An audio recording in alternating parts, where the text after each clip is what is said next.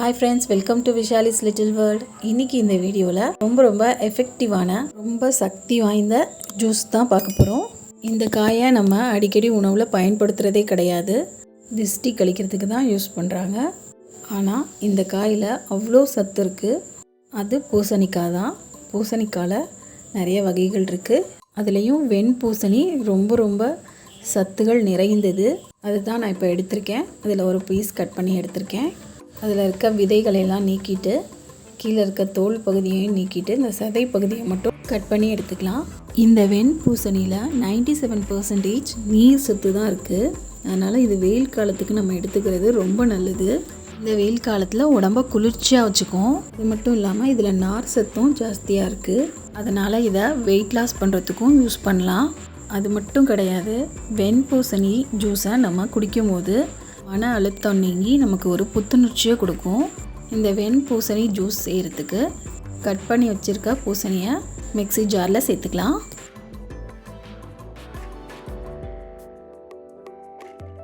இது கூட கொஞ்சமாக ஃப்ரெஷ்ஷான கொத்தமல்லி தழை சேர்த்துக்கலாம்.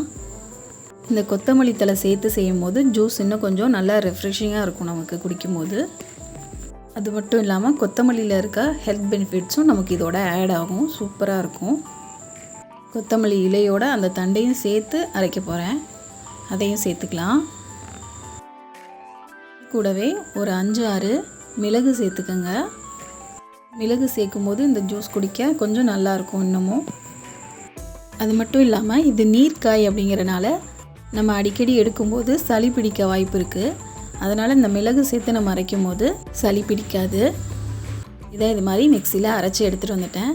இதுக்கப்புறம் நமக்கு எவ்வளோ பேருக்கு ஜூஸ் தேவையோ அதுக்கு தகுந்தாப்பில் தண்ணி ஊற்றி இன்னொரு தடவை அரைச்சி எடுத்து வந்துடுங்க. முன்னாடியே தண்ணி ஊற்றினோம்னா மிளகு அரைப்படாது. அதனால தான் கொஞ்சம் அரைச்சிட்டு அதுக்கப்புறம் இப்போ தண்ணி சேர்க்குறோம். தண்ணி சேர்த்து ஒரு பல்ஸ் கொடுத்து எடுத்துகிட்டு வந்துடுங்க. அவ்வளோதான். இதை நம்ம அப்படியே வடிகட்டிடலாம். இந்த வெண்பூசணி ஜூஸை நம்ம காலையில் எடுக்கும்போது நமக்கு ரொம்ப பசிக்காது, அடிக்கடி சாப்பிட்ணுங்கிற எண்ணம் வராது. அதனால் நமக்கு வெயிட் லாஸ்க்கு ரொம்ப ஹெல்ப் பண்ணும். வயிறு பிரச்சனை எதுவும் இருக்கிறவங்க இந்த ஜூஸை வெறும் வயிற்றில் எடுத்துக்கக்கூடாது. அதுக்கப்புறம் எடுத்துக்கலாம் ஏதாவது சாப்பிட்டுட்டு. இந்த மாதிரி நல்லா வடிகட்டி எடுத்துருங்க.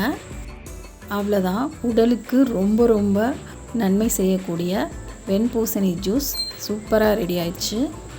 இந்த வெண்பூசணியில் ஏராளமான சத்து இருக்குது.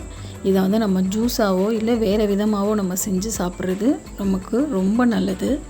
ரொம்ப எஃபெக்டிவான வெண்பூசணி ஜூஸ் ரொம்ப சூப்பராக ரெடி ஆயிடுச்சு. இந்த வீடியோ உங்களுக்கு பிடிச்சிருக்கும்னு நினைக்கிறேன். பிடிச்சிருந்துச்சுன்னா லைக் பண்ணிவிடுங்க. புதுசாக பார்க்குறவங்க இந்த சேனலை சப்ஸ்கிரைப் பண்ணுங்கள். தேங்க்ஸ் ஃபார் வாட்சிங். Bye friends.